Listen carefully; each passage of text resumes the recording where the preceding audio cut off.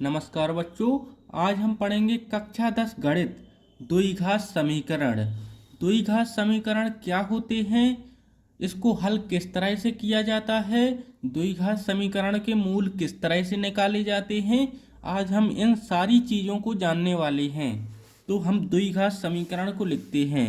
द्विघात समीकरण का व्यापक रूप होता है ax² plus B X plus C बराबर 0। ये होता है हमारा द्विघात समीकरण का व्यापक रूप।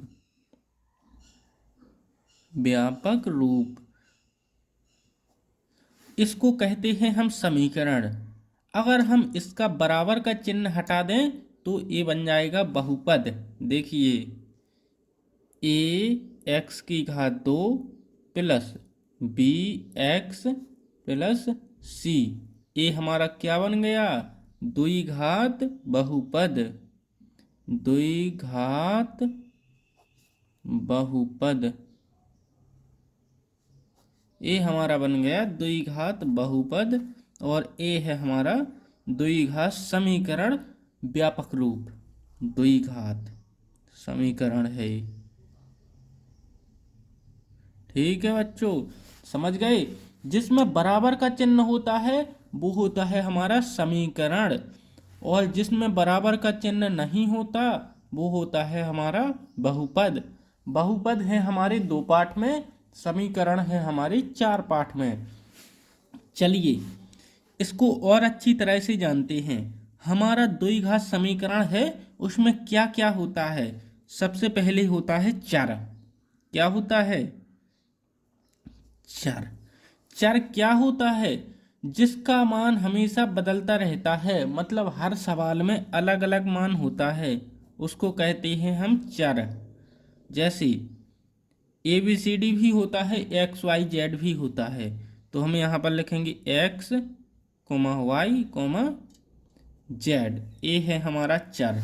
और अचर क्या होता है, अचर। अचर होती है हमारी गिनती की संख्या, जिसका मान कभी बदलता नहीं। 1 2 3 4 ... ये है हमारी अचर। इनको जानना बहुत ज़रूरी है। वीडियो को पूरा देखिए तभी आपको समझ में आएगा, और अगर आपने इसको समझ लिया तो आपका 4 पार्ट क्लियर हो जाएगा, साथ में 2 पार्ट भी क्लियर हो जाएगा, क्योंकि 2 और 4 लगभग सेम ही पार्ट हैं, सेम अध्याय हैं 2 और 4। चलिए इसको और अच्छी तरह से समझते हैं। जी यहाँ पर हमारा लिखा है ax² plus B X plus C बराबर 0। यहाँ पर चर क्या है और अचर क्या है। क्या है चर, चर। यहाँ पर x चर है हमारा, यहाँ पर x चर है। क्या है, ये है हमारे चर। और अचर, चल। अचर है हमारा a है और b है और c है। ये क्या है हमारे, ये है हमारे अचर। अचर वो संख्या होती है जिसका मान नहीं बदलता। इसी को हम इस तरह से भी लिख सकते हैं। देखिए इसी सवाल को मैं इस तरह से भी लिख सकता हूँ, x² माइनस 3x माइनस 10 बराबर 0। x तो हमारा ज्यों का त्यों, इसमें भी x है, इसमें भी x है, लेकिन a की जगह पर हमने कुछ नहीं लिखा, तो इसका मतलब 1, और b की जगह पर हमने 3 लिख दिया, और c की जगह पर माइनस 10 लिख दिया। तो a और a हमारे, ये दोनों एक ही चीज़ हैं। चलिए इसको हल करते हैं। ये हमारा सवाल है, ये है हमारा सवाल। चलिए हम इसके मूल निकालते हैं। मतलब क्या, x का मान और x का मान, इसमें x² 2 है तो इसमें 2x के मान होंगे। और मैं आपको एक बात और बता देता हूँ, ये द्विघात है, यहाँ पर लिखा है द्विघात समीकरण, लिखा है द्विघात समीकरण। तो x की घात सबसे ज़्यादा जो भी हो उसी का नाम लिखेंगे हम। इसमें कितनी घात है, 2 घात है x की, इसीलिए हम लिखेंगे 2 घात। अगर 1 घात वाला होता तो उसे लिखते रैखिक। इसकी जानकारी मैंने आपको डिस्क्रिप्शन में दे दी है, उस वीडियो को देखिए और आप सब कुछ समझ जाएंगे। चलिए इसके मूल निकालते हैं। हमारा सवाल है x की घात 2 माइनस 3x माइनस 10 बराबर 0। हमको यहाँ पर a और c का करना है गुणा। a और c यहाँ पर करते हैं अपन एक साइड। a की जगह पर क्या लिखा है, 1। जहाँ कुछ ना हो वहाँ पर क्या होता है, 1। a बराबर कितना है, 1। b बराबर कितना है यहाँ पर, माइनस का 3। और c की जगह पर क्या लिखा हुआ है, माइनस का 10। ठीक है, आपको ये चीज़ आनी चाहिए, बेसिक सी चीज़ है। हमको a और c का गुणा करना है। a इंटू सी बराबर 1 गुणे माइनस 10, कितना आएगा, माइनस का 10 ही आएगा। AC आया हमारा माइनस का 10। अब देखिए हम B को इस तरह से तोड़ेंगे, इस B को इस तरह से तोड़ेंगे कि जोड़ करें या फिर घटाना आना चाहिए माइनस का 10, सॉरी, जोड़ करें या फिर घटाना आना चाहिए माइनस का 3। अगर इन दोनों का गुणा करते हैं तो आना चाहिए माइनस का 10। गुणा करने पर 10 आना चाहिए। ठीक है, समझ गए। देखिए b को तोड़ना है। b बराबर 10 किस किस के गुणा में आता है, 5 के और 2 के। 5 गुणे 2 कितना हो गया, 10। अब हमको माइनस का 10 चाहिए और माइनस का 3, तो यहाँ पर हम लगाएंगे माइनस का चिन्ह। माइनस का 5 गुणे 2, और अगर हम इसको जोड़ेंगे b बराबर माइनस 5 प्लस 2 कितना आएगा, माइनस का 3 आ गया। चलिए इसी तरह से हम लिखेंगे, बिल्कुल इसी को लिख देंगे। देखिए अभी आपको समझ में नहीं आया होगा, लेकिन देखिए किस तरह से लिखता हूं मैं। x की घात 2 ज्यों कहते हूँ, x की घात 2, यहाँ पर माइनस 5 प्लस 2 है तो यहाँ पर लिखेंगे minus 5x plus 2x minus 10 बराबर 0। मैंने इस 3x को इस तरह से तोड़ दिया है, इस तरह से। देखिए अगर आपको समझ में कम आया हो तो एक बार वीडियो को थोड़ा बैक करके देख लीजिए, मैंने यहाँ पर किस तरह से तोड़ा है, आपको अच्छी तरह से समझ में आ जाएगा। अगर इसको और इसको जोड़ेंगे तो क्या आएगा, माइनस का 3 ही आएगा। चलिए अब हम इन दोनों में कॉमन लेंगे और इन दोनों में कॉमन लेंगे, मतलब इसमें भी भाग, इसमें भाग लगाएंगे, इसमें भाग लगाएंगे। जिसका भाग लगाएंगे उसको बाहर लिखेंगे। x का भाग लगाएंगे हम x की घात 2 में, तो यहाँ पर बचेगा x माइनस 5, यहाँ का x बाहर निकल गया यहाँ पर। ठीक है, प्लस इसमें हम 2 का भाग लगाएंगे, इसमें भी 2 का भाग लगाएंगे, 2x माइनस 5, यहाँ पर x बचा, यहाँ पर 5 बचा, 2 का भाग लगाने पर बराबर 0। अब जो चीज़ भी कोष्टक के बाहर है उसको एक कोष्टक में लिखेंगे और जो चीज़ अंदर है उसे एक कोष्टक में। x प्लस 2 एक कोष्टक में लिखेंगे, x माइनस 5 एक कोष्टक में लिखेंगे, बराबर 0। अब हम दोनों के बराबर में 0 कर देंगे। x प्लस 2 बराबर 0, x माइनस 5 बराबर 0, x बराबर माइनस 2, x बराबर प्लस का 5। अब यहाँ पर प्लस का 5 कैसे आया, तो बराबर के अगर पक्षांतर करते हैं, इस 5 को हम इस साइड हमने लिख दिया तो यहाँ पर माइनस का है, इस साइड जाएगा प्लस का हो जाएगा। यहाँ पर प्लस का 2 है, बराबर के इस साइड आएगा माइनस का हो जाएगा। समझ गए। चलिए अब इस सवाल को हम रिवर्स करते हैं। क्या करते हैं, रिवर्स, मतलब इसका और इसका गुणा करेंगे, x प्लस 2 और x माइनस 5। तो हमारा ए आना चाहिए, जो हमारा सवाल है वो आना चाहिए। देखिए अभी हमने इसको तोड़ा है, अब हम इसका करेंगे गुणा।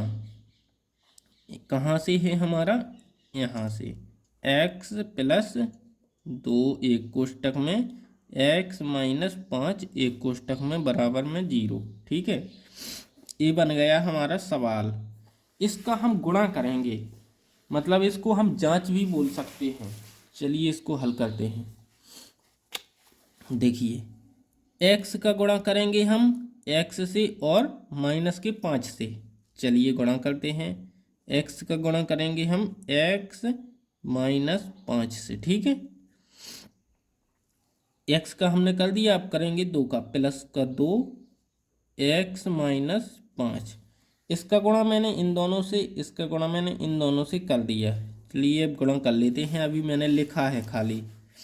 x का गुणा x से करेंगे x की घात 2, x का गुणा 5 से करेंगे माइनस 5x, प्लस का 2 ज्यों का त्यों, प्लस ज्यों का त्यों 2 का गुणा x से करेंगे 2x माइनस 2 का गुणा 5 से करेंगे 10 बराबर 0। अब x की अपन को घात देखनी है, जो जो घात बराबर होगी वही जुड़ेगा और वही घटेगा। बाकी x की घात 2 x की घात 5, x की घात 2 x से नहीं घट सकता ना फिर जुड़ सकता है, तो इसको हम ज्यों का त्यों लिखेंगे। x की घात 2 5x, यहाँ पर एक घात है, यहाँ पर भी एक घात है, तो 5x में से 2x जाएंगे, कितने बचेंगे, माइनस के 3x, और माइनस का 10 ज्यों का त्यों बराबर 0। हमारा उत्तर आ चुका है, इसी को हम निकाल रहे थे। देखिए आ गया, आप भी समझ गए होंगे। ए रहा, ए और ए आ चुका है हमारा सेम। चलिए एक सवाल को और लगाते हैं ताकि आपको अच्छी तरह से समझ में आ जाए। लेकिन मैंने पहले भी ये सब चीज़ें समझा दी हैं। अब परीक्षा आपकी नज़दीक आ गई है तो मैं आपको दोबारा बता रहा हूँ। देखिए हमारा एक सवाल है, दूसरे नंबर का सवाल ही हल कर लेते हैं अपन। हमारा सवाल है 2x की घात 2 2x की घात 2 प्लस x माइनस 6 बराबर 0। ठीक है, अब हम लिखेंगे यहाँ पर इसका व्यापक रूप। व्यापक रूप क्या बोला था मैंने, a x की घात 2 प्लस bx प्लस c बराबर 0। अब अपन को a b और c के मान लिखने हैं। सबसे पहले a की जगह पर क्या लिखा हुआ है 2, b की जगह पर क्या लिखा हुआ है, यहाँ पर कुछ ना हो वहाँ पर क्या होता है 1, और c की जगह पर क्या होता है माइनस का 6 है, तो हमको चिन्ह भी साथ में लिखना है। अगर प्लस होगा तो हम चिन्ह नहीं लिखेंगे, अगर माइनस है यहाँ पर तो हम चिन्ह लिखेंगे। चलिए a गुणे c करेंगे, a गुणे c यानी 2 गुणे माइनस के 6। ठीक है, 6 दूनी 12 माइनस के 12, ac क्या आया हमारा 12। अब हम b को इस तरह से तोड़ेंगे कि जोड़ करने पर 1 आना चाहिए, क्या आना चाहिए 1, और गुणा करने पर माइनस का 12। अब बताइए किस किस के गुणा में 12 आता है, 6 गुणे 2 12, और क्या 4 गुणे 3 बराबर 12। देखिए अगर हम 6 में से 2 घटाएंगे 4 आएगा, या फिर इनको जोड़ेंगे तो 8 हो जाएगा, इसको जोड़ेंगे तो 7 हो जाएगा। लेकिन अगर 4 में से 3 जाएगा तो 1 बचेगा, और हमको 1 ही चाहिए 4 में से 3, तो हम इसको माइनस कर देंगे। देखिए 4 माइनस 3 बराबर क्या आया 1 आया, ये हमारा क्या है b है। चलिए यही चाहिए हमको, यही। देखिए चलिए इसको हल करते हैं। x की घात 2, यहाँ से 4 लिखा है तो लिखेंगे प्लस का 4 है तो लिखेंगे प्लस 4x माइनस 3x, अब माइनस का 6 ज्यों का त्यों बराबर 0। मैंने इस x को इस तरह से तोड़ा है, जो यहाँ पर x लिखा है इसी को मैंने इस तरह से और इस तरह से तोड़ा है। समझ गए आप? यहाँ से यहाँ पर 4 में से 3 जाएगा, क्या बचेगा? 1, और हमको 1 ही चाहिए। और अगर इनका गुणा करेंगे तो आना चाहिए 12, तो हमारा 12 आ चुका है। चलिए कॉमन लेते हैं इन दोनों में और इन दोनों में। सॉरी, यहाँ पर मैंने ए लिख दिया, 2 लिखना है यहाँ पर। 2 इसका बाहर निकालेंगे और इससे भी निकालेंगे, और x इसमें है, इसमें भी है, तो x भी। यहाँ पर क्या बचा? x भर बचा खाली। यहाँ पर क्या बचा? x बाहर निकल गया, अंदर क्या बचेगा? अंदर बचेगा हमारा 2। 2 का भाग 4 में लगाएंगे, 2 बचा। माइनस का 3 कॉमन लेंगे, यहाँ पर आएगा x। कॉमन हमने माइनस ले लिया है, इसीलिए यहाँ पर प्लस आएगा, प्लस 3 का भाग 6 में लगाएंगे, 2 बराबर 0। जो चीज़ हमारी बाहर है उसको एक कोष्टक में लिखेंगे, जो अंदर है उसे एक कोष्टक में। 2x माइनस 3 एक कोष्टक में, x प्लस 2 एक कोष्टक में बराबर 0।